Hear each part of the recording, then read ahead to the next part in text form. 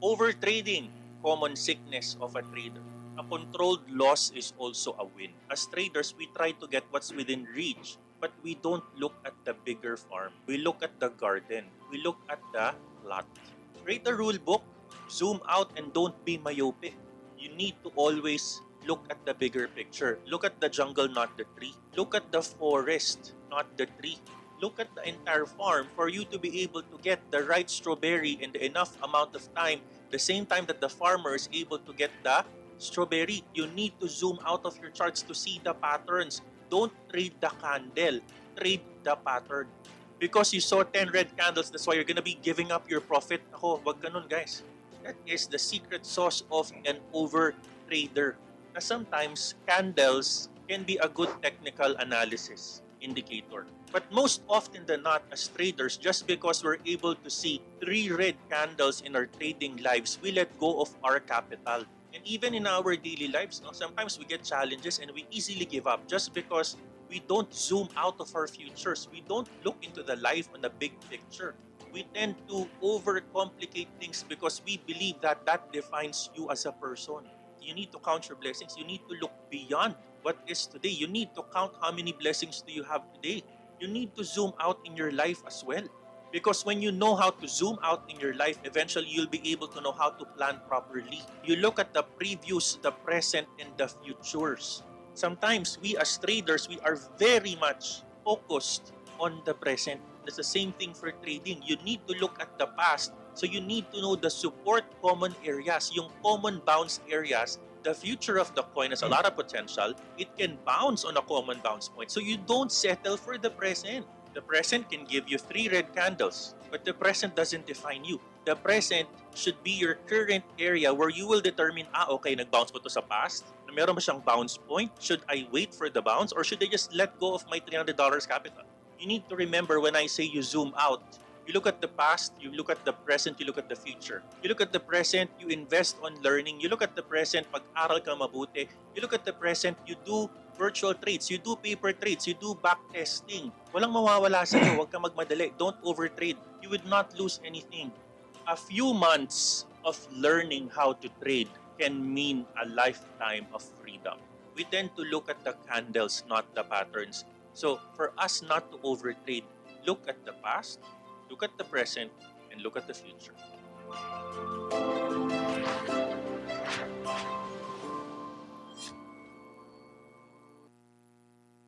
Overtrading, common sickness of a trader. A controlled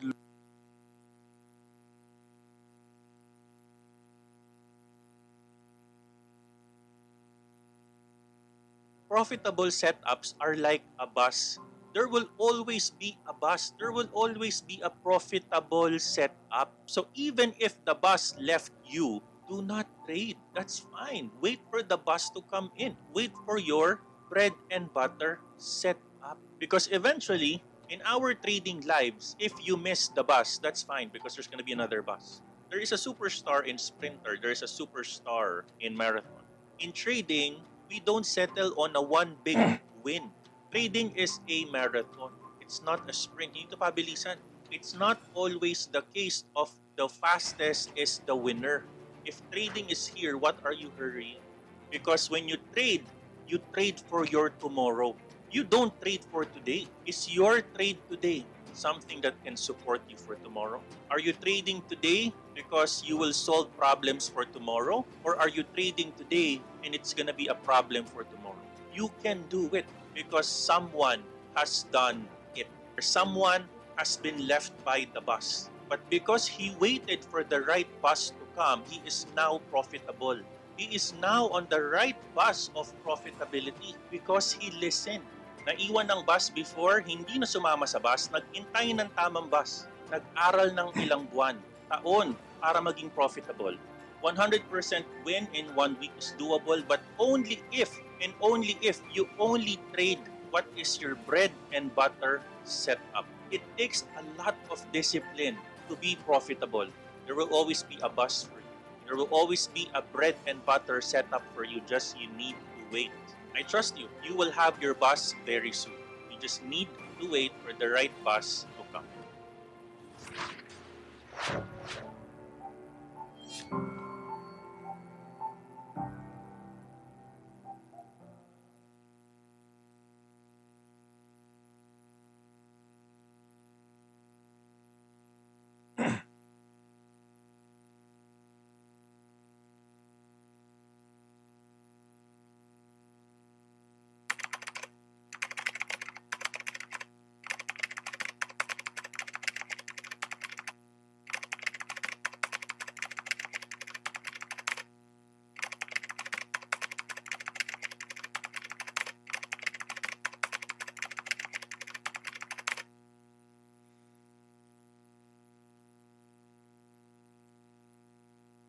Love you 3,000. Love you 3,000.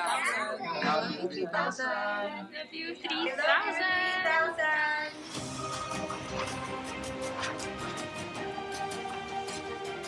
Welcome to another edition of Coach Miranda Minor's Daily Technical Charting, Fundamentals, Improvement of Trading Quotient, and everything about crypto all in one channel.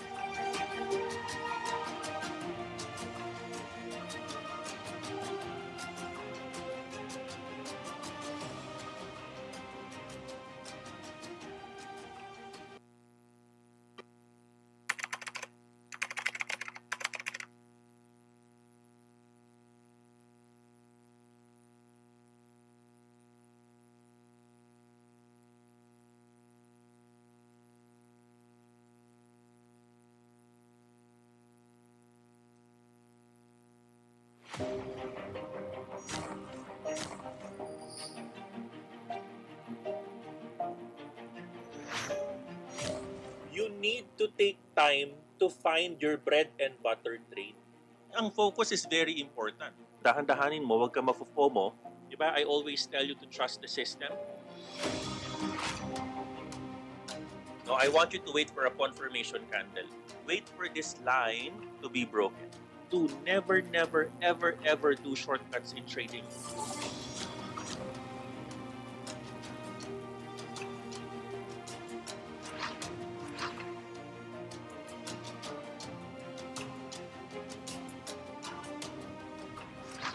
Kaya ang galing-galing talaga pag natutunan mo yung tinuturo ni Coach bago na-i-apply mo. Bago yung patient lang, yung patient tsaka yung discipline.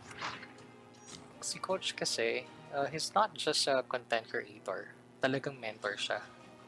Pinaglalaanan niya ng oras lahat ng videos niya.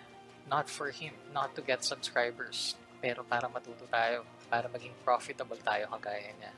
Sobrang amazing lang kasi konti lang yung taong gano'n na hindi madamot, na hindi niya sasalilinin kung paano siya mag-earn ng pera. Si Coach kasi mas gusto niya pang i-share yung blessings niya.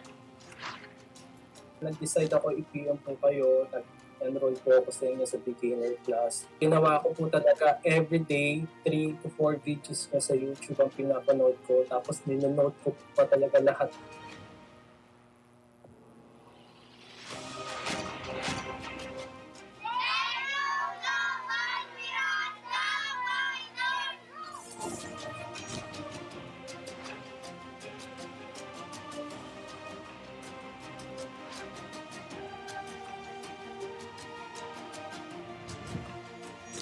Magpahinga ka. Hindi tatakbo yung market, hindi mauubos yung trade setup na yan. Find that bread and butter setup. Vulnerability in trading is our most accurate measurement of trading quotient.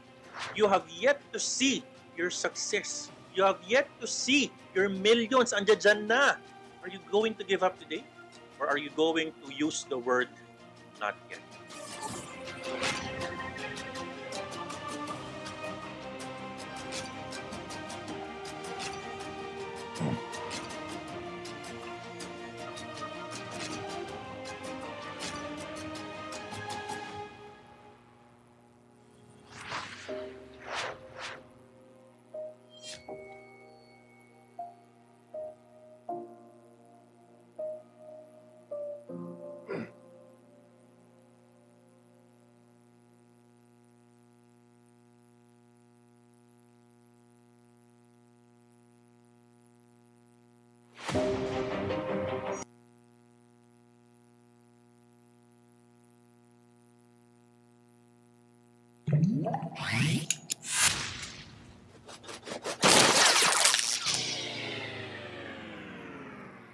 Hi, I'm Sheila and I'm an OFW from Thailand. I can't remember exactly how I discovered Coach Miranda's channel, but I've been a subscriber since June. I didn't really have a trading system before, and since I have a day job, pag sumisilip ako sa charts tapos may mga lumilipad na coins, papasukin ko agad siya with high leverage. Minsan nananalo, pero pag natatalo, ubos lahat. So, nag-binge watch ako ng videos ni Coach and then enrolled sa beginner's class. One of the most aha moments for me is yung fib talaga. Ang galing ng pagka-explain ni coach sa kanya. Tapos, super powerful and amazing niya for bounce, breakout, breakdown, at saka mga untog na areas.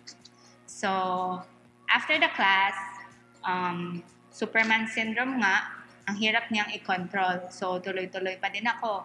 Until one day, I've decided na this has to stop. So, I stopped, took a break, reflect, and continue on watching the live of Coach.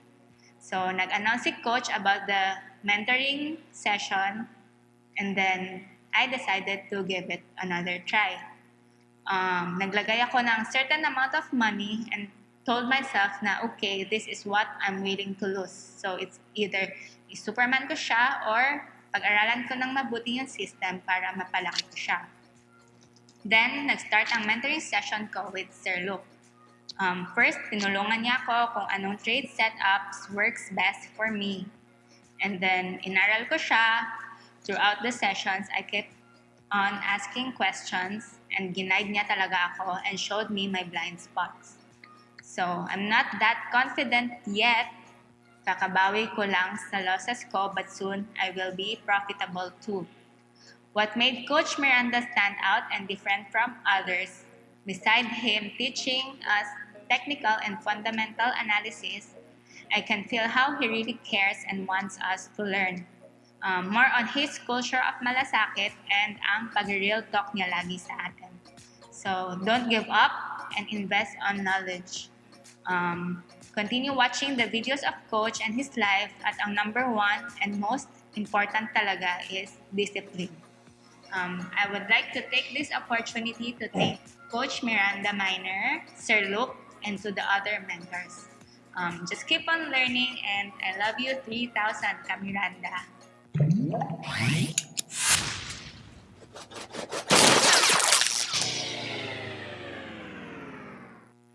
Ayun. Ayun. Kamusta kayo guys? Good morning!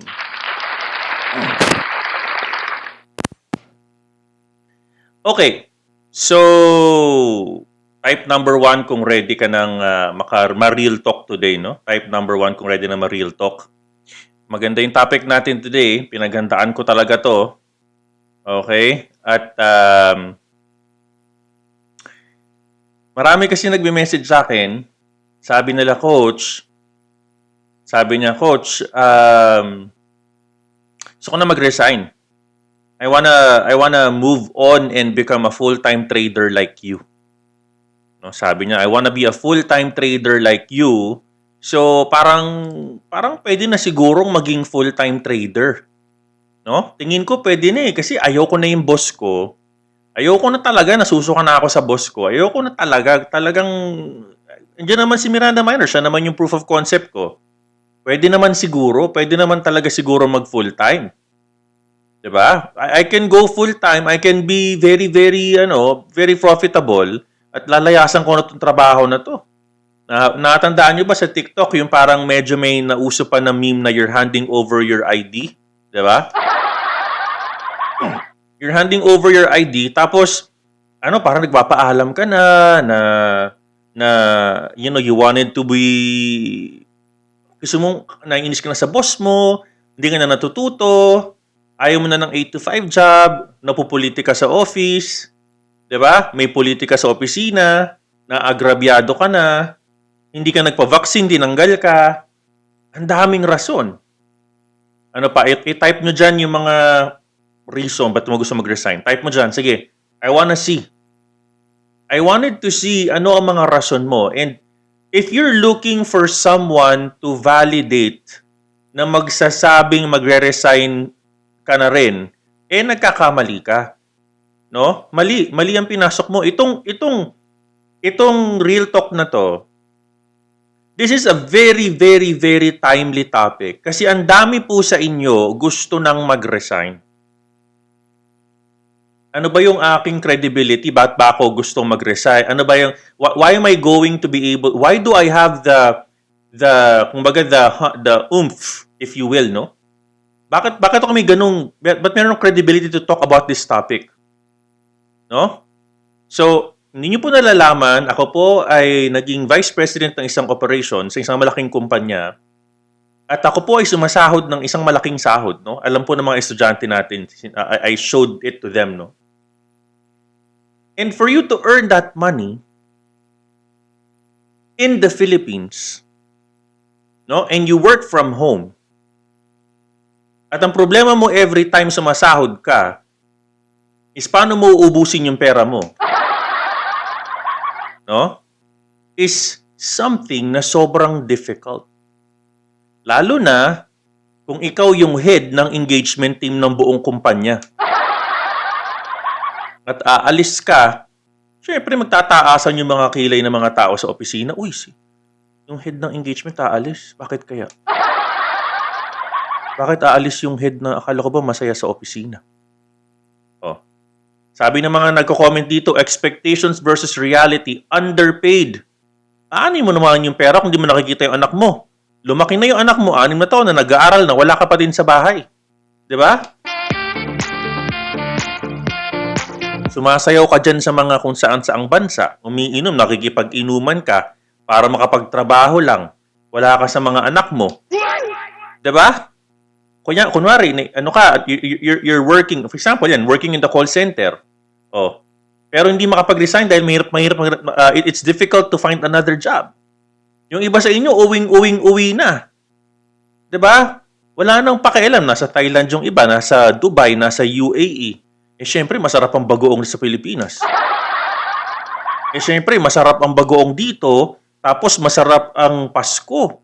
Ay, nako, ayaw ko tayong ingit-ingitin, ha? Ayaw ko kayong inggitin, pero alam nyo, sa Pilipinas, ang napakasarap na Pasko. Umamin kayo, type number 1, kahit na isang bansa ka. Iba ang Pasko ng Pinoy. Iba ang Pasko ng Pinoy. Kaya lahat kayo, nagsisikap kayo matuto sa trading because you want this to become an income replacement para sa dumating ang panahon na you give it up and you do full-time trading. Diba? You do full-time trading, which is exactly my point. Ako ay living testimony na pwedeng maging profitable ang isang trader. Na kaya kong ipagpalit ang isang trabaho na ako yung executive, meron akong secretary, meron akong malaking sahod, para doon sa isang trabaho na alam ko hindi ko tatawaging trabaho. I will not call this a work.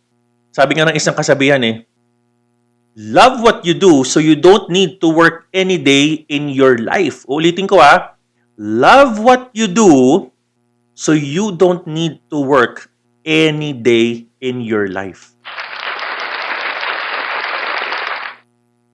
Alam mo, hindi mo kayang ipagpalit ang ngiti ng anak mo.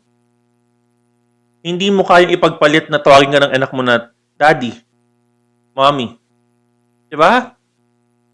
Those are the things you need to juggle. Those are the things you need to choose. Those are the things that you need to araw-araw mong iisipin. Ano ba? Will I resign? Will I not resign? Okay na ba yung savings ko? Type number 1, kung minsan ganito ka. Yung savings ko, parang 12 months pa lang. Parang kulang pa to. Pag uwi ko, baka kulang pa to sa mga pamilya ko. Aabutan ko at manghingi ng pangunpasalubong sa akin. Tapos, mag-aaral pa si Totoy, mag-aaral pa si Nene. Tapos, yung sahod pa ng kasambahay. Paano ako uwi nito? Type number 1 if you feel like that.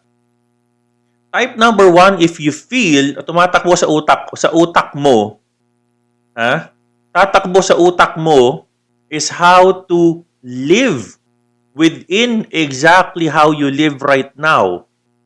No? Na wala ka sa pinaghihirapan mo ngayon. Sabi ni Mark Cabral, same here coach, night shift pa work sa Korea, nakakamiss mga loved ones. Di ba sa Korea, millions ang million won? Pero kahit ka paano, malaki-laki. Di ba? I think ang mga factory workers yun, mga 90,000 pesos. O sabi ni Kelzin, bill payment, papupunta lahat sa sahod, need pa mangutang. Diba? And at the end of the day, we have choices. So, ano ba itong tuturo ko sa inyo ngayon? Passion, purpose, profit. Passion, purpose, profit. Bakit kailangan sa buhay natin Why do you need passion, purpose, and profit as your driver to become good and successful and 100% in what you do? And why do I need to discuss this? Hindi ako naguguru-guruhan, ha? Ito, real talk to. Diba? Ako, I gave up a work na I'm earning almost $500,000 per month. Yung bibiro. I'm not kidding. Mahaba pa sa cellphone number yung sahod ko of buwan-buwan. And why am I giving it up? You know, why? Ako yung nag-resign. Ako yung umalis eh. Sabi ko, you know, I need to move on. I found another passion, purpose, profit. And I don't need to move on. Karamihan po sa atin bilang isang nanay, tatay, nakakita tayo ng 20,000 pesos. Uy, mag-business tayo, mag-siomay tayo. Magkaroon tayo ng banana queue. Mag-business tayo, magtinda tayo online. Tapos o kaya magtinda tayo ng mga baked tuyo o kaya yung mga tuyo na nasa garapon. Benta tayo nun o kaya magbenta tayo ng basta ng something. Tapos after 1 month, tapos na yung idea, wala na nangyari. No? Pero ka naisip, siguro I will do some creative services. I-offer ko yung services ko. After 1 month, nawala. Nawala na naman yung gana mo. No? Tapos, I'm going to be offering tindahan sa labas, sa baba. Para kahit paano kumikita kami. After 1 year, ubos na naman yung tindahan mo. Sino pong ganyan sa inyo?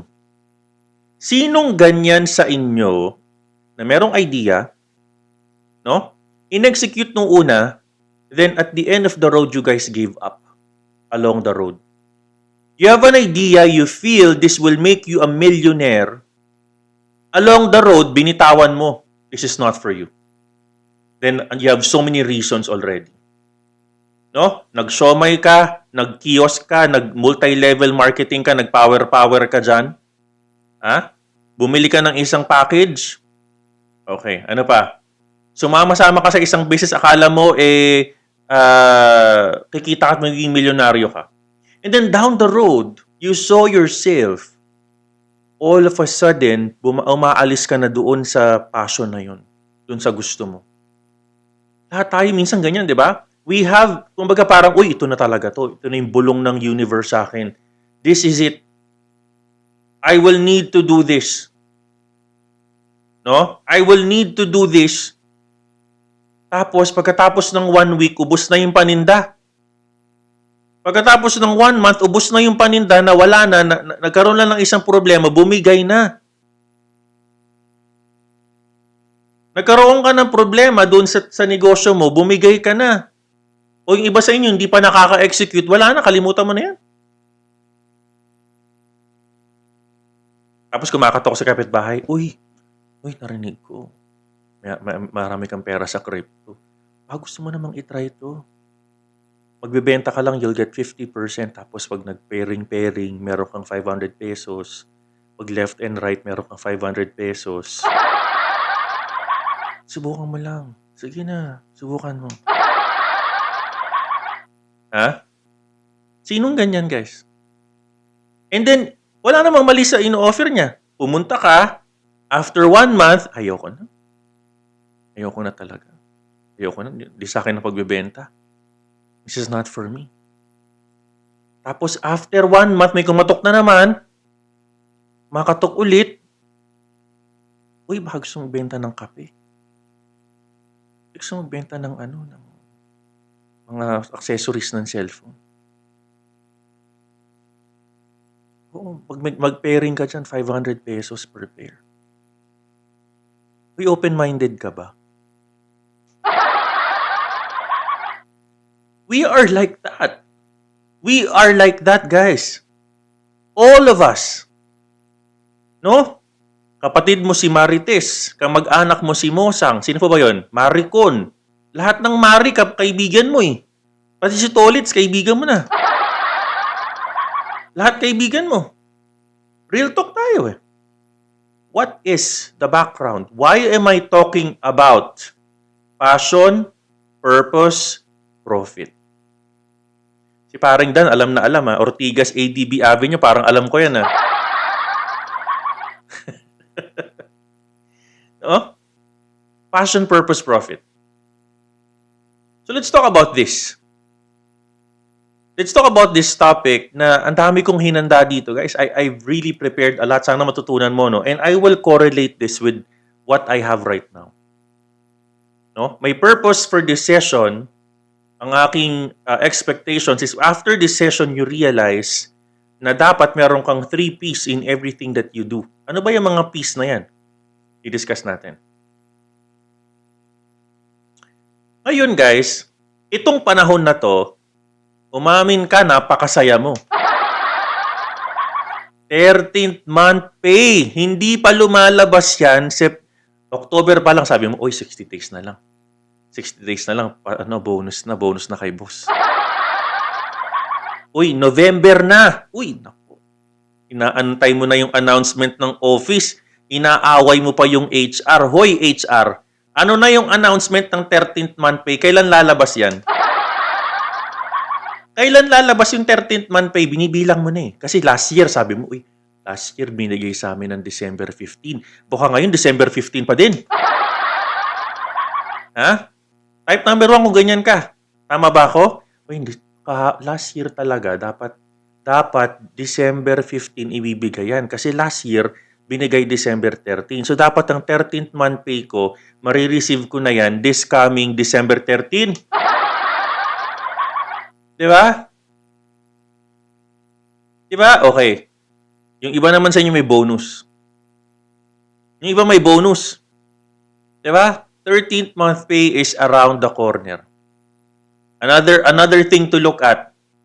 No? Ayan, may leave conversion bonus sa January. Hindi ka na nagkakasakit, pinilit mo yung sarili mong hindi gamitin ang iyong mga leaves at mga sick leaves kasi merong 6 na araw o 10 araw mako-convert sa cash na iyong benefit ng January.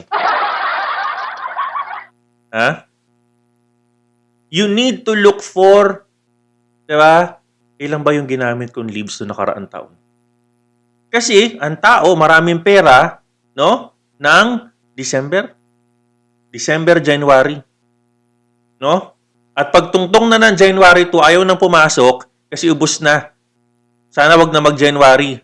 Ay, hanggang kailan ba yung holiday? Kasi yung 3 Kings, January 6 pa eh. So, hanggang January 6 pa din daw yung holiday. No? So, we have money in December and ang dami kong ideas. Ano kaya pwede kong bilhin dito? Am I going to buy kailangan bumili ako ng camera, pang hobby ko to, kaya pang negosyo ko to eh.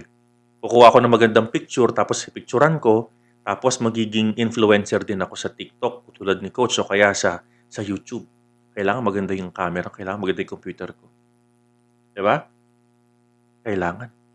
Kailangan maganda yung aking bibilhin. Kailangan by January, meron na akong negosyo na siomai, o kaya siopaw.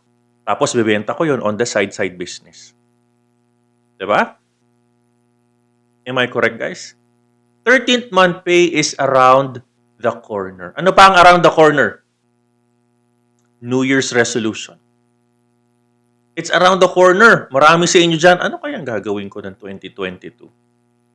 Tulad nito, noong 2020, sabi niya, lose weight. Be nice to my girlfriend. No, quit smoking. Find a new job. 2021 na, 2021 na, ano nangyari? Buy a bigger cloth. Be nice to my ex-girlfriend. Smoking less and try again. Ay mga bagong resolutions natin. We're looking for a New Year resolution. No? Ano pa? Sa mga empleyado dyan, no? 13th month pay, 'di ba? Sick leave conversion, tax annualization, tax refund. Mga inaantay nyo yan, Karen, hindi ko alam yan. 'Di ba? Yan, Christmas bonus, exactly. All of us are waiting for that. Kasi meron tayong pera eh. Meron tayong pera and we have money na pwede natin gamitin. Bilang isang OFW, if you are an OFW, 'di ba? Syempre kailangan mo padalhan ng pera yung mga kapamilya mo sa Pilipinas. Diba? You need to be able to, to send money home. Pero ang goal mo sana 2022, sana ikaw naman, unahin mo naman. Unahin mo naman yung sarili mo. Ikaw naman muna, sabi nga ng isang kanta. Ako naman muna. 'Di ba? Kasi bilang OFW, sino ba nasa isip mo lagi? Ilan ba yung tao sa bahay? Ilan ba yung paang kailangan ng sapatos doon? Ano ba yung kailangan ni nanay? Ano ba yung kailangan nitong anak ko? 'Di ba? All of us, we have our resolutions aside sa bonuses. All of us. So, ano ba yung 3 P na gusto kong gawin ninyo for you to become very successful in what you do? If you would like to become a full-time trader, ano yung mga bagay na kailangan kong i-consider mo before mo i-consider ang pag-full-time? Kung one of your questions is it time for me to go on full-time? Is it time for me to, is this a sign na kailangan ko na mag-full-time? Naghahanap ka ng sign. If this is gonna be a full-time for you, then it is already the sign. But please, before you tender that resignation, I want you to listen to my story. Because yes, my story looks very, very, very, very encouraging, pero ang dami kong things that I considered in the background na gusto kong i-consider mo din. So sabi nga nila learn from your mistakes. Hindi na po uso yan. Kung yan pa rin ang ginagamit mong motto ngayon, nako, mali yung teacher mo nung high school o elementary. Ang panahon po ngayon, ang tawag po ngayon is learn from the mistake of others. Learn from the mistakes of others na po tayo. So right now, hayaan mong ako na lang yung nagkamali para ikaw matuto.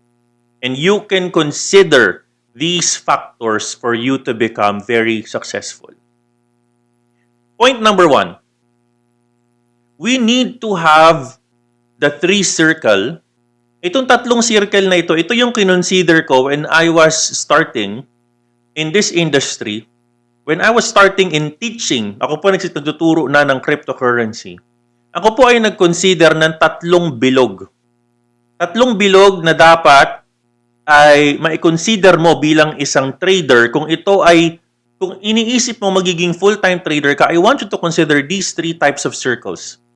And I want you to write down yung mga aha moment mo habang nagsasalita ako dito.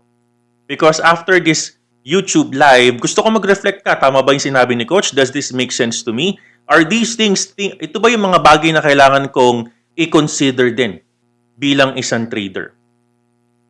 Number 1, I want you guys to consider the word passion. Mamaya we will define all of this. We will define what passion means in Tagalog, in application, at kung ano-ano pa. No, we're going to define all of this para ikaw maunawaan mo yan bilang isang trader. The next one is what you call profit. When you become profitable, ano ba yung mga bagay na kailangan mo i-consider aside from earning money? And lastly, if you would like to become purposeful, no? May purpose, meron kang gustong gawin sa buhay mo. Alam mo, yung pinakagitna niyan, that is your sweet spot. No? May pinanggalingang word, sweet daw, sweet. Yan ang sweet spot ni Miranda Miner, ha? Yang gitna. That is the sweet spot. The intersection of your passion, of your purpose, of your profit is going to help you continue with what are the things na gusto mong planuhin by 2022 and become sustainable. Itutuloy mo yan. I'll give you an example. Kung ang gusto mong gawin is in between passion and purpose, itong gitnan to, this one. If you would like to do passion and purpose and you don't have profit, ang tawag mo doon ay vocation. Vocation. Ito ang iyong mission, rather. No? You are into the missionary work. Because you are non-profitable organization. Gusto mo lang magkaroon ka ng passion and purpose to help others, to become a vessel of blessing, to volunteer, to help. Your passion, for example, is to do cryptocurrency trading. And your purpose is to become a teacher and a transformator, o magta-transform ka rather. You're transforming the life of traders, but you're not earning any profit. That's what you call a volunteer or a mission work. No? Mission work. Eh kung may binubuhay kang anak, do you think passion and purpose is enough? In between passion and profit, okay? You have passion, gusto mo yung ginagawa mo. Diba? You're trading. And you have profit. You're profitable. Yes. This intersection here. Pero wala kang purpose in what you do and why you do it. Wala kang, you don't want to become a fund manager. You don't want to transfer your knowledge to others. Walang purpose. Ano bang gusto mo? Gusto mo lang mag-trade, gusto mo magkaroon ng profit, pero you don't have a vision. Wala kang 1 year, 2 year, 3 years vision. Ano mangyayari sa'yo? It will become a hobby. It will become a hobby. It becomes profitable and you want what you do, but ayaw mo siyang seryosohin. Diba? Yung kanina, it's a mission. This one, it becomes a hobby. Diba? The passion and the profit, it is a hobby for you. Wala kang purpose eh. Ayaw mo magturo, walang organization, walang system. Gusto mo sa'yo lang, ayaw mo i-share sa iba. And then it does not become something na pwede mong gawin 10 years, 5 years, 15 years. Profit and purpose. May kinikita ka, pwedeng pagkakitaan yung isang bagay, may purpose, tumutulong sa iba, diba? Pwede makatulong sa community, pero ayaw mong gawin.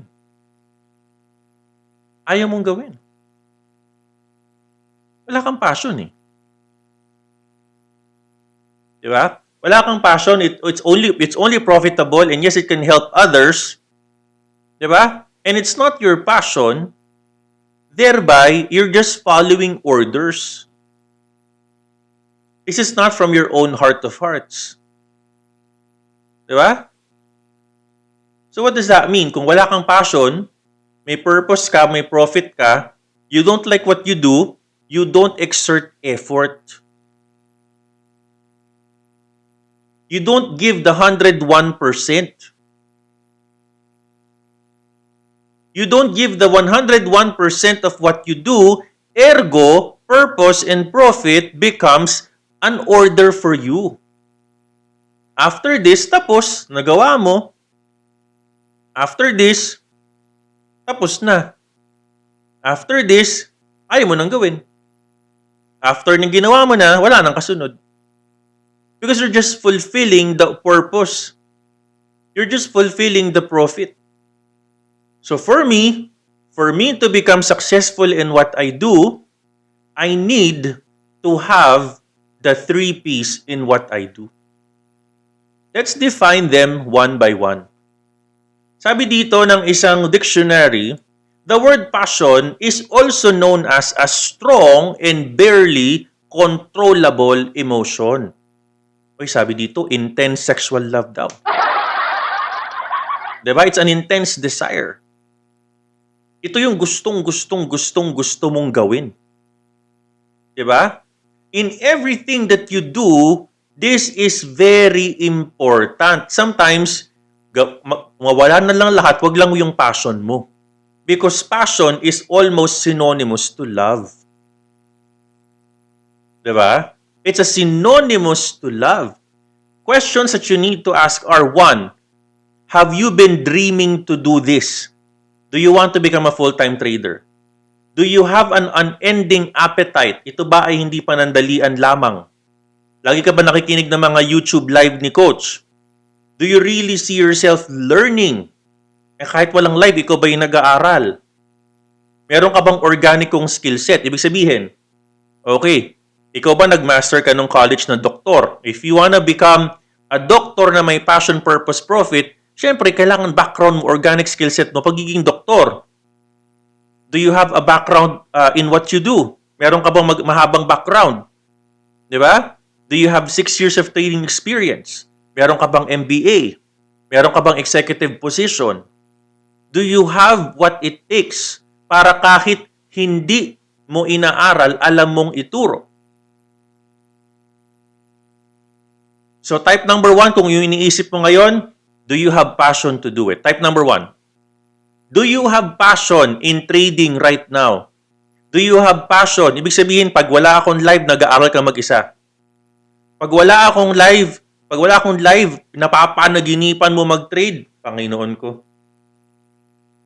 Diba? Yung skill set, yan, makukuha mo yan, malelearn mo yan eh. Malelearn mo yan. Diba? So, passion. Meron ka ba niyan? If you have, then good.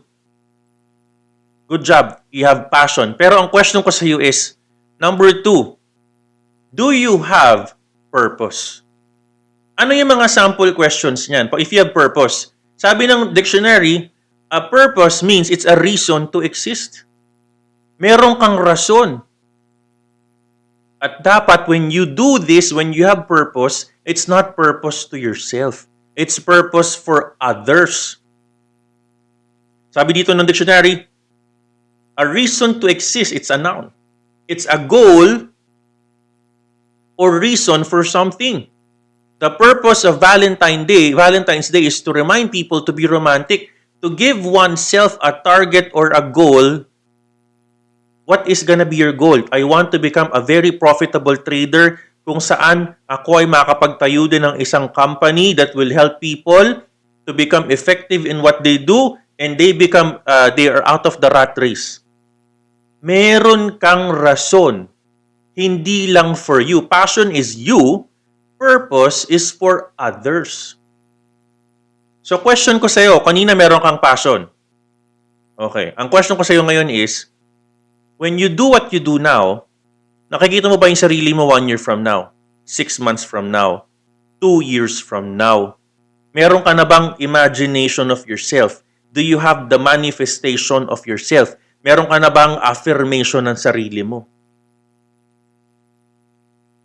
Because couple of questions that you need to ask yourself are, 1, yung passion mo ba, kailangan ba yan ng market? Does the market need your passion? Okay? Does the market need your passion? If the answer is yes, then you have a purpose. Does the market need you to heal them or to become a doctor? Yes. Does the market need someone like you for them to become profitable, for them to become better in what they do? Do you think the market needs you and what you have? And if your answer is yes, then you have a purpose. If your answer is no, I'll be very honest. If the market does not need your purpose, sarilinin mo yan.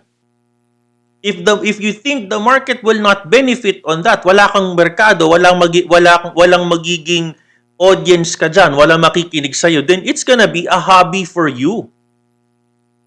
The next question. Are you solving a current problem and an important problem today?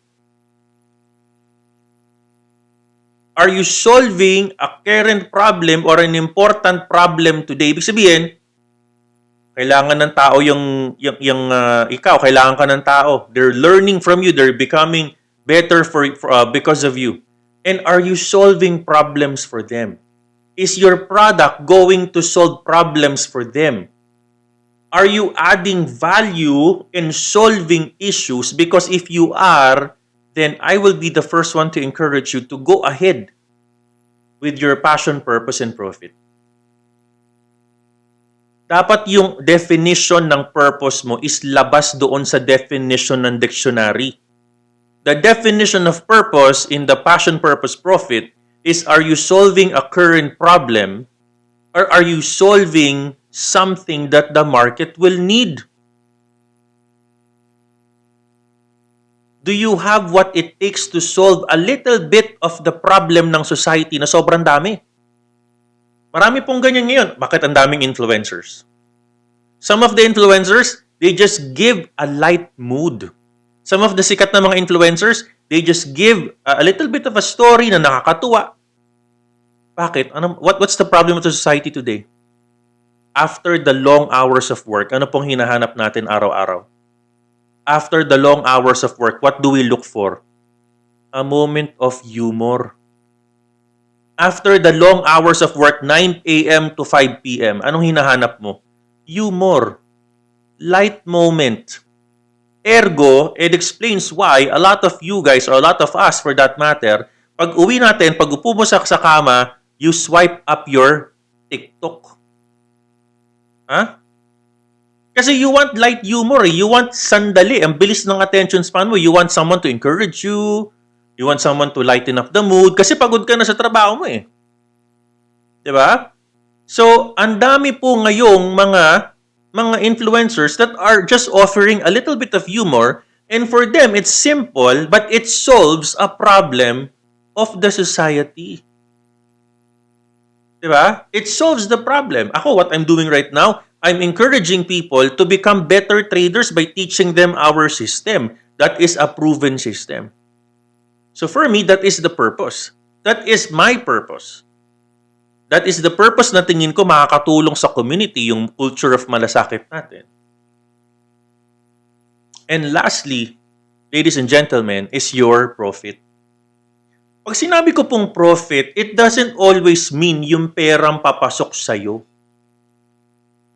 When I say profit, it means, are you able to offer employment for others? Sabi ng isang dictionary, profit is the money earned after all expenses have been accounted for. Can we employ others? Diba? Are we able to give back to the community? Yung ginagawa mo ba, yes, you enjoy what you do, you have purpose, you're solving world hunger, and because of what you do, you're able to become a vessel of blessings. Yung ibang tao, nagkakaroon ng trabaho because of you. That's what I meant by profit. Not just profiting yourself, but offering the blessing so others can be blessed. So passion, purpose, profit.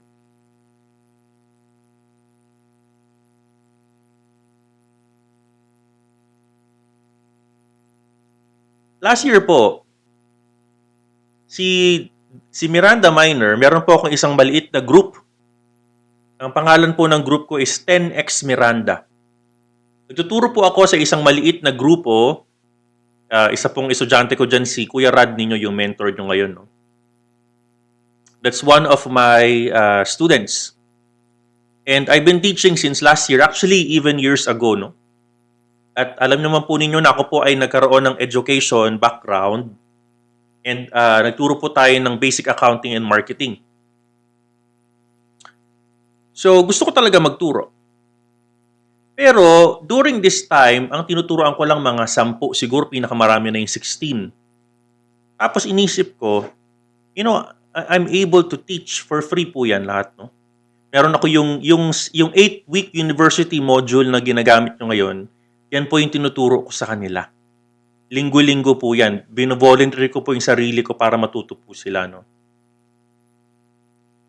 And there was a question na dumating sa utak ko. Sabi nung question na yun, alam mo, Miranda Minor, nagtuturo ka sa mga taong ito at maganda yung nagiging purpose mo.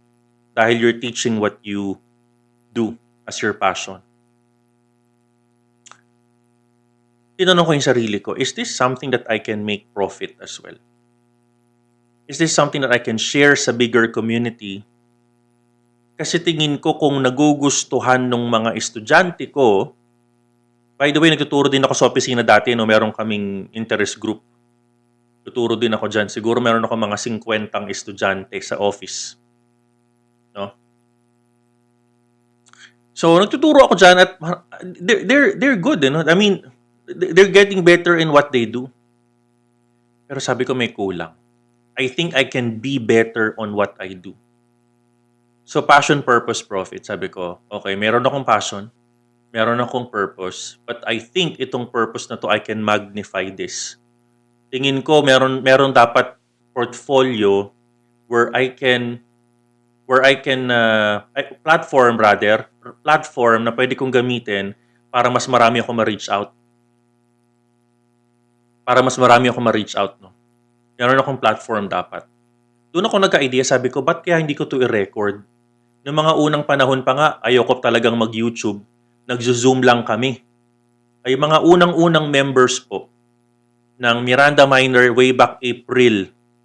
Hindi ko po alam if they're still here, no? Nag-zoom pa po kami niyan. Zoom po. Mga 50 lang po kami nun. And they're raising their hands. Sabi nila, sige nga po, turuan niyo po kami. Siyempre, ako naman nagturo din agad ako kasi siyempre, mas marami na akong tuturuan eh. No? Mas maraming tuturuan. And sa tingin ko, mas maganda na nare-record ko na siya para marami nang magkaroon ng learning. No? I will have some learning. Fast forward. Because of my passion to teach, nagsimula po ako doon sa 50 na tao. Actually, nung last year, 10 na naging 17. Because of my passion to teach, sabi ko, tingin ko itong tinuturo ko, marami tayong pwedeng maturuan.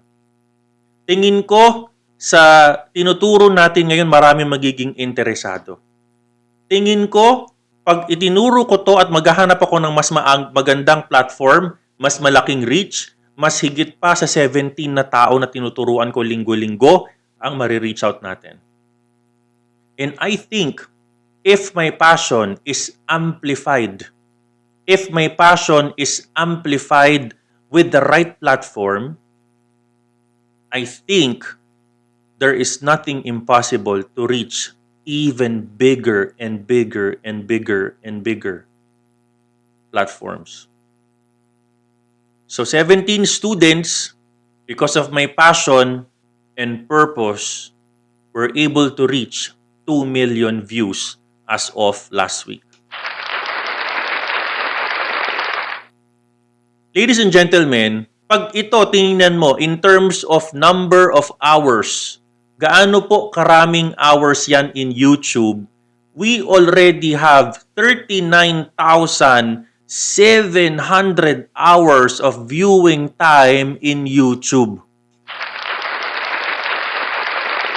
So tinanong ko yung sarili ko, kapag ito bang 39,700 hours, pag itong tinuturo ko sa university o doon tinuloy ko lang ito doon sa small group ko last year, kung tinuloy ko lang yun last year at hindi ako nagpursige na ituloy yung aking YouTube intention, tingin ko hindi ko kakayaning magkaroon ng 39,700 hours of teaching time. I don't think I can teach 39,700 hours because pag ito po ay kinonvert natin into hours, no? Pag ito po ay kinonvert natin into hours, ito po ay magiging 4,962 days of pagtuturo. 8 hours ka nagtuturo araw-araw, 39,700 hours ng pag-viewing time. That is equivalent para ka na nagturo ng 4,962 days or nagturo ka na ng 24.81 years.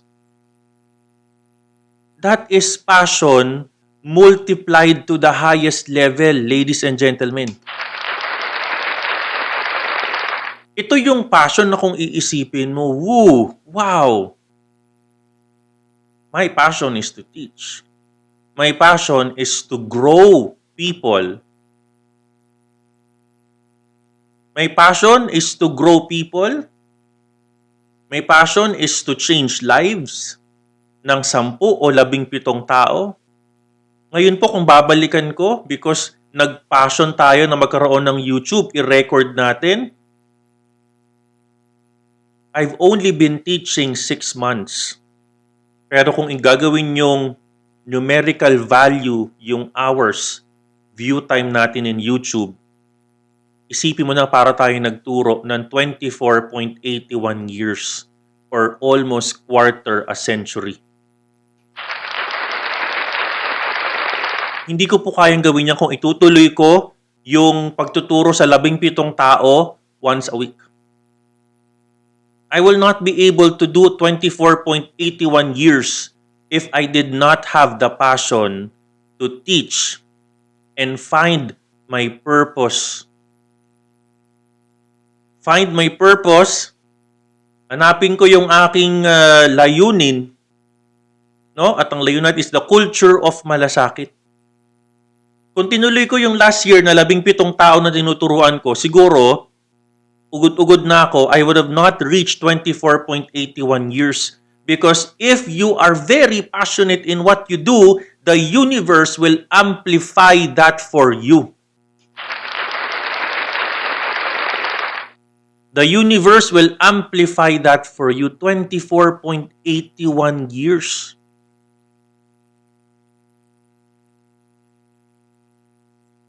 Amazing, guys. Nakaka-emotional kung babalikan ko to, sabi ko. Grabe. Because, alam mo, and it happens to all of us.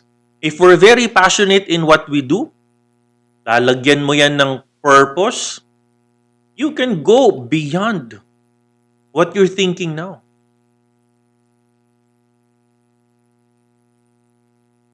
But what is my purpose? What is my purpose as a Coach Miranda minor? What is my purpose? Balikan natin yung video.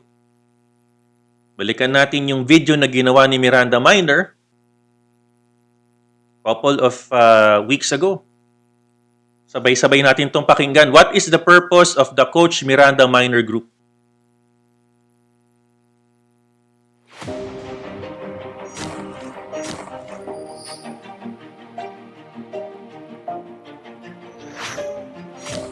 You need to take time to find your bread and butter trade.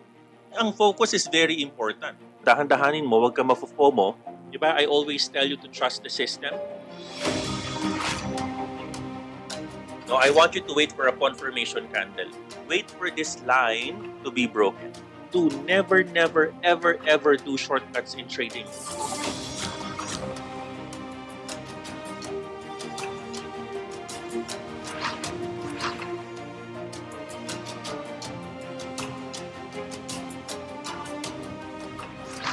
Kaya ang galing-galing talaga pag natutunan mo yung tinuturo ni Coach bago na i-apply mo. Bago yung patient lang, yung patient tsaka yung discipline.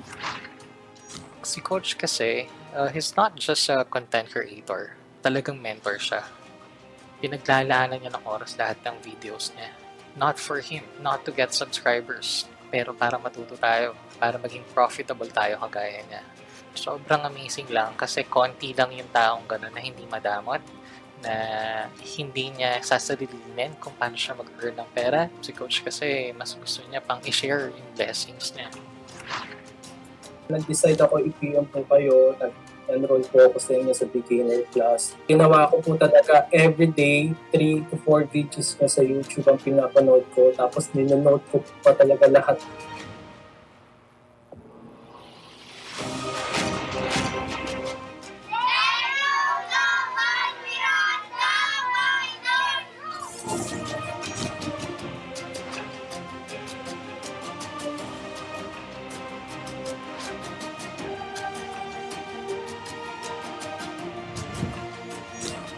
magpahinga ka. Hindi tatakbo yung market, hindi mauubos yung trade setup na yan. Find that bread and butter setup. Vulnerability in trading is our most accurate measurement of trading quotient. You have yet to see your success. You have yet to see your millions. Andiyan dyan na. Are you going to give up today? Or are you going to use the word not yet?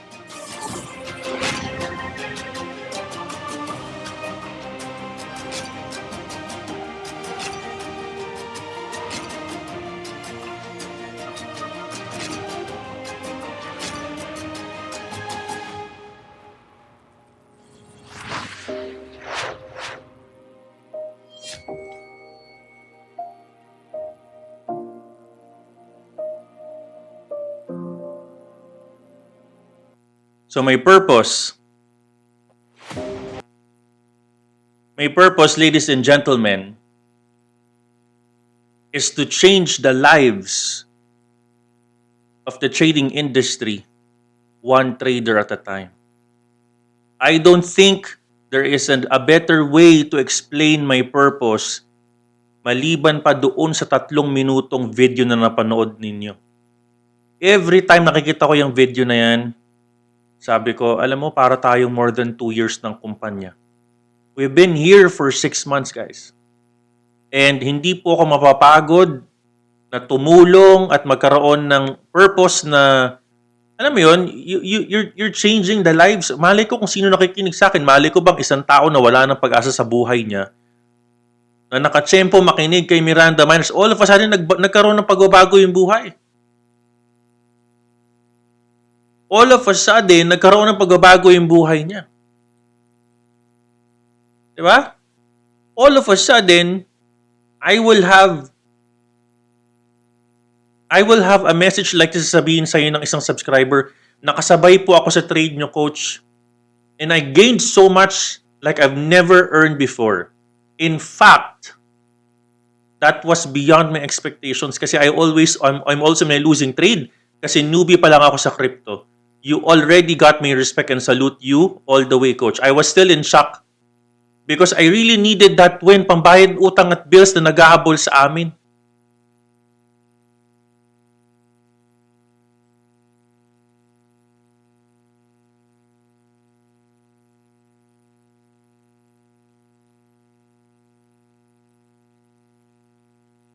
If that's not profit, if that's not purpose,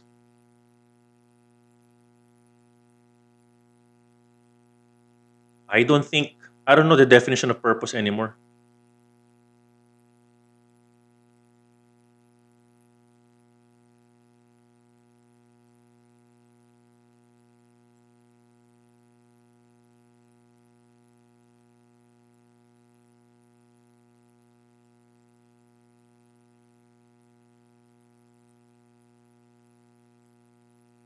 Anyways, the letter P, yung pinakahuli po, is profit.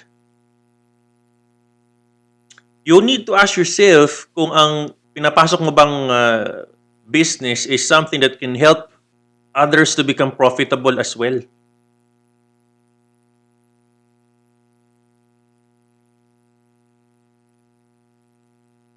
"29 scholars. We recently hired an ops manager, a marketing manager, an HR officer, 2 learning managers."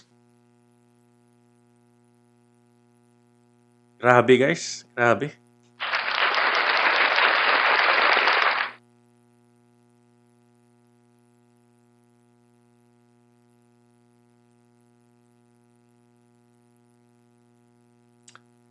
Woo!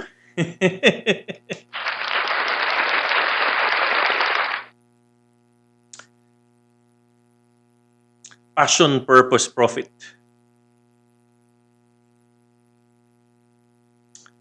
So pag kayo guys, naghahanap kayo ng isang pupuntahan sa future, meron kayong gustong gawin, inom lang ako ng kape, wait lang ah.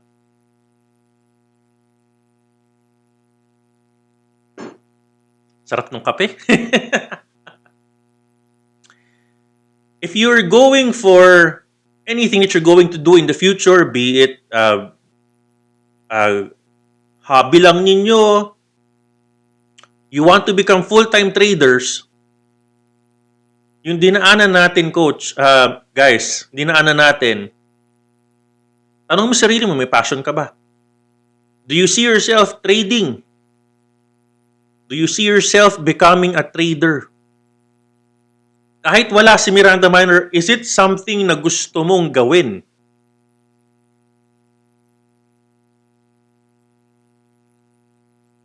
Is it something na gusto mong gawin kahit wala kang narinig na Miranda Minor, di ba?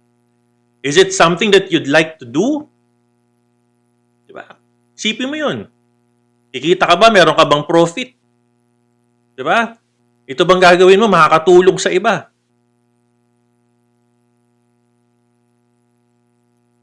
And then, to become very technical about it, before kayo mag-resign, dapat ang gagawin ninyo, meron ka na bang scorecard? Meron ka na bang trading system? Nakakatulong ka ba sa pamilya mo? Nakukuha mo na ba ito ng pera? Is this something that you're willing to pursue going forward? Because at the end of the day, it's always going to be passion, purpose, and profit. May nababasa ko yung mga chat. Maraming salamat po. Everything that you do, pasensya na kayo, medyo naging ano lang ako pero kasi alam mo, naisip ko lang kung gaano tayo nakatulong, no? Diba? Makikita mo yung mga tao na min-message ka araw-araw, sabihin sa'yo, uy, coach, salamat. Hindi ko alam kung totoo yan, ha? Mukha naman totoo. Ang dami, guys. Kung alam nyo lang kung kayo nasa posisyon ko, meron pa ako isang si Nelson, yung kanina, yung HPG, Highway Patrol Group. Hindi ko na sabihin yung apelyido. Tago ko na lang yung pangalan niya. Magawa siya ng video, pasalamat siya sa akin, no? Habang nagmumotor siya, habang nag-aano siya. Tapos, makakita ka ng isang chat na ganito, parang, uy, coach, nakapagbayad po ako ng utang dahil nakapanood po ako sa video niyo. Sino pa namang hindi magiging masaya nun, guys? Diba? Napakasarap ng makatulong ka sa tao. No? Sarap. Napaka-fulfilling. And for me, ito yung kwento ko, sinishare ko to sa inyo, hindi dahil gusto ko kayo magkaroon ng, gayahin nyo yung ginawa ko eksaktong-eksakto, because you will become probably even better than me. And ako yung unang-unang papalakpak sa'yo na, congratulations, ang galing mo. Napakagaling mo. Diba? I'll be the first one to do napapalakpak nga, maraming salamat, congratulations. Diba? Basta ang gagawin mo lagi, if you feel that you are into full-time trading, huwag kang magpapadala sa silakbo ng damdamin mo. Pag-isipan mo mabuti, konsulta mo yung pamilya mo, meron ka bang passion? Will this something that will help you? Hindi ba to parang uso lang sa'yo? May purpose ka ba? May panggagamitan ba? Are you solving a problem in the world? Are you solving a problem somewhere? Profit, meron ka bang bibigyan ng tulong? Will this help you financially and will this help other people? And if your answer is yes in all of the three, then welcome to the full-time industry.